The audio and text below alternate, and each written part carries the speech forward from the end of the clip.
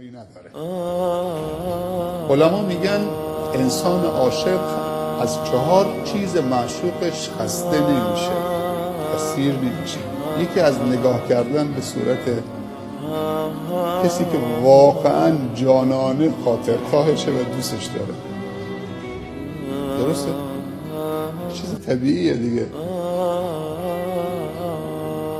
شما وقتی به نماز می‌ایستید میگید اینی وجهت وجهی، خدایا من صورتم، و منظور اینجا صورت دلته، چهره دلته. خدایا من چهره دلمو مقابل تو قرار دادم. ما با این صورت فقط در مقابل خدا نیستیم، قبله یعنی در مقابل رب العزت و الجلال ایستادن. این دعای استفتاح خیلی زیباست. من با صورت دلم در مقابل تو ایستادم، تفسیر دلم نیست تماشای تو زیباست. خیلی زیبایی، تو خیلی دوست داشتنی هستی، تو خیلی بزرگی، تو خیلی دلربا هستی.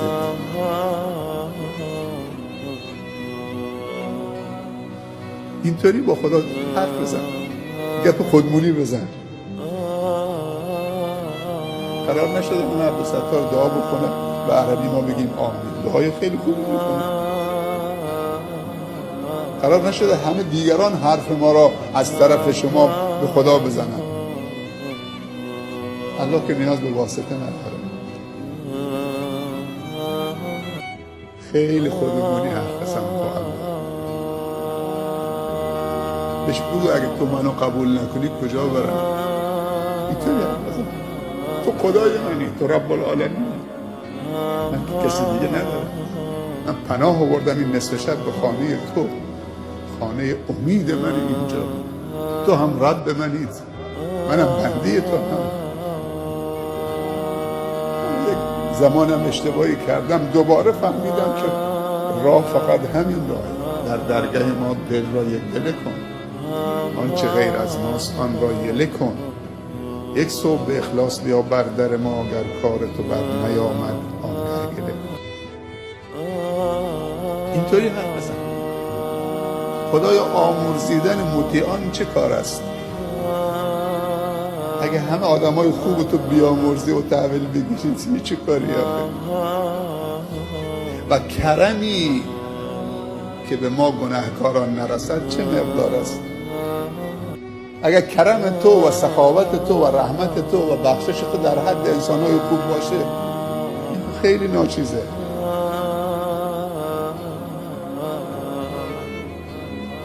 خدای نگاه به بدی ما مکن، ما بد کردیم. نگاه به خوبی خودت بکن. تو خوبی، تو که بدی نمی کنی، تو که عقده‌ای نیستید. حالا ما اشتباه کردیم، ما بد کردیم، الان هم داریم معذرت خواهی میکنیم دیگه.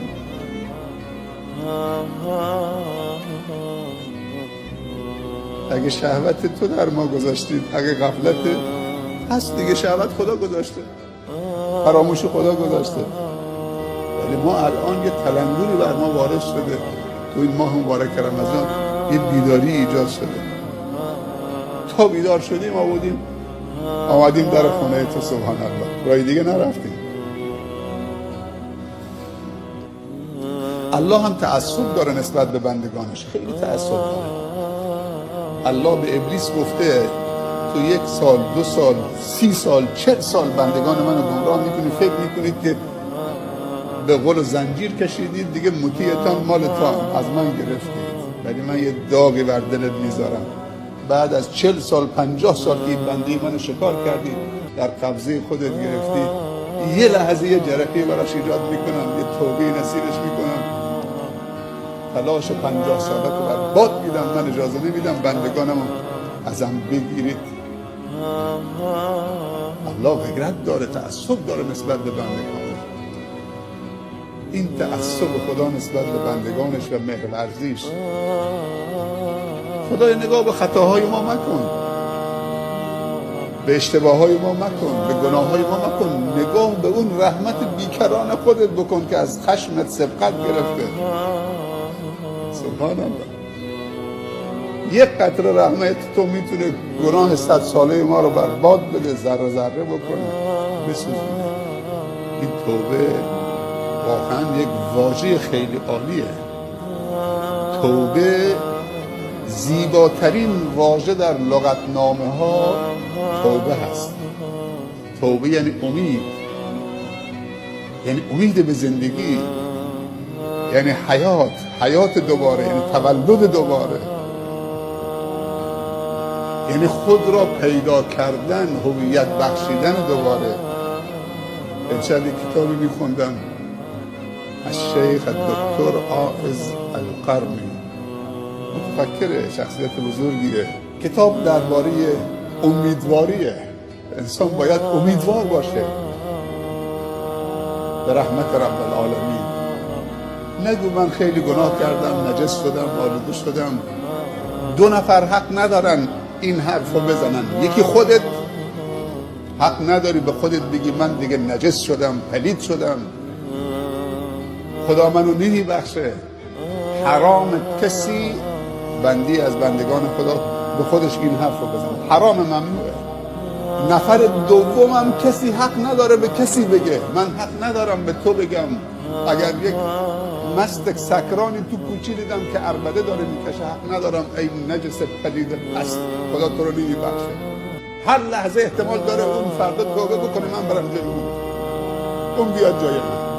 این جرأت رو به خودتون ندید که به کسی با 4 رکعت نمازت بگی خدا فلانی رو نمیبخشه، حتی که همیشه سکرانه. اگه دوستش دارید تلاش بکن که اونو نجات بدید، ولی قضاوت حق تو نیست. اونو نمیبخشه که چی کار هستی تو رحمت خدا.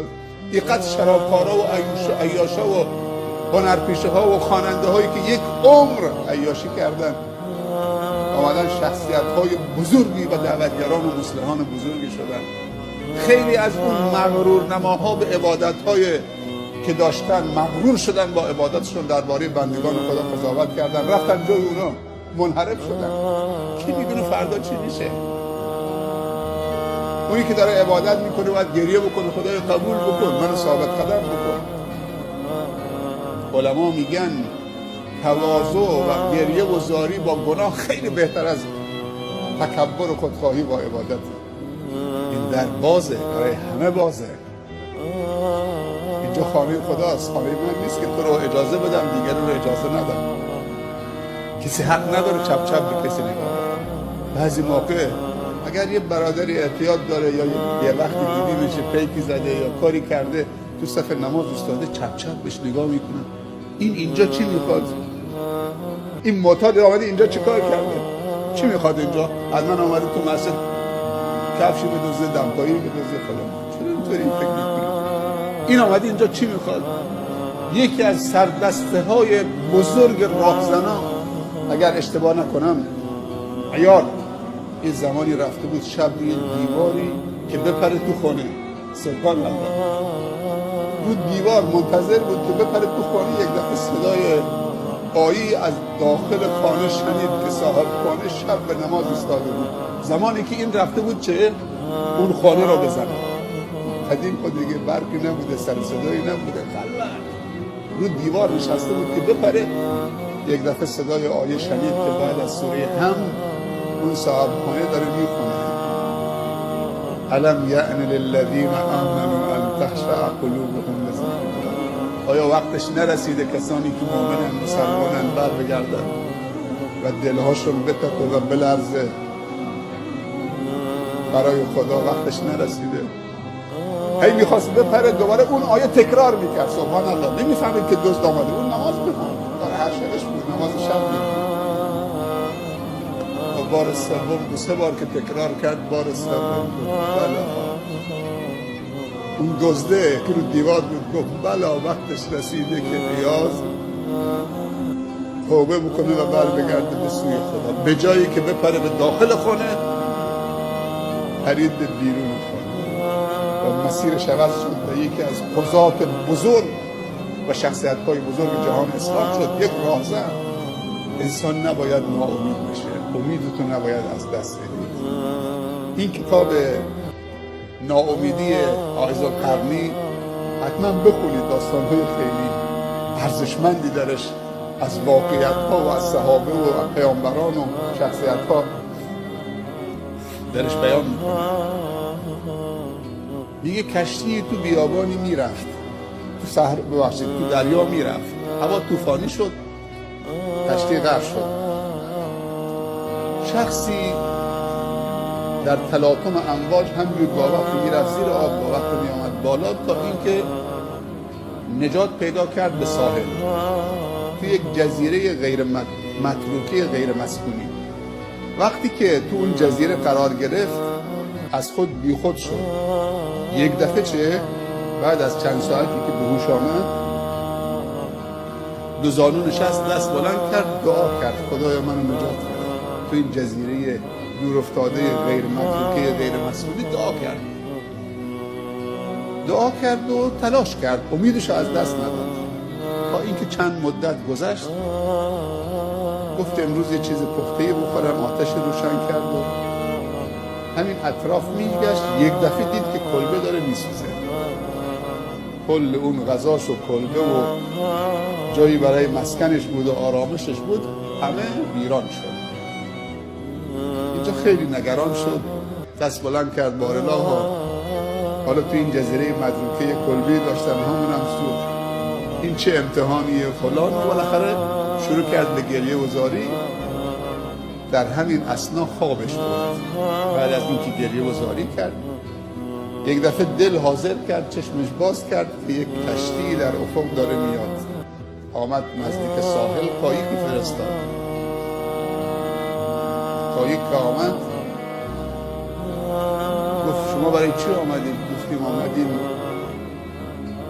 شما را نجات بدیم.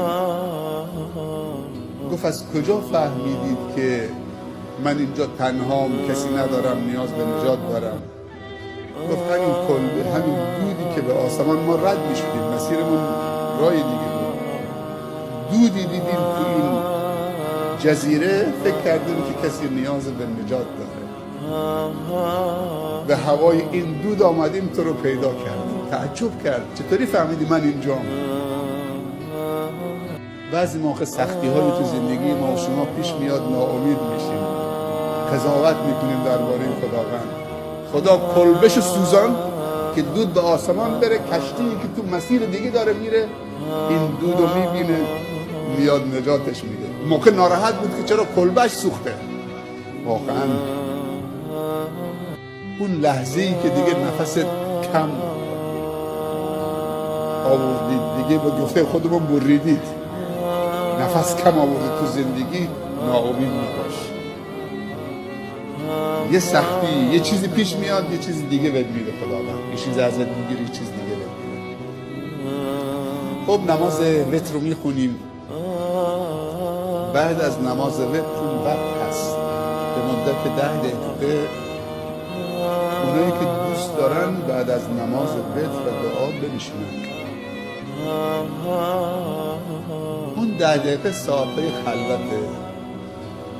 هر کسی دوست داره به زبان فارسی، به زبان خودش، کردی، بلوچی، ترکی، به هر زبانی که دوست داره با الله گپ بزنه، فکر بکنه خودش تنها تو خانه خداست، کسی هم واسطه نداره، وقتم برای سحری زنه. این 10 دقیقه دیشب تصمیم گرفتیم با مشورت دوستان، پیشنهاد شد 10 دقیقه بعد از نماز وتر میشینیم، هر کسی خلوت میکنه با خودش، با خدا راز و نیاز داره، به زبان فارسی میخواد دعا بکنه برای خودش، برای خانوادهش، برای دوستانش. چون خداوند گفته در وصف مؤمنین و بالاسحار هم یستغفرون، در وقت سحر این مؤمنین واقعی هستن که مشغول استغفار و ذکر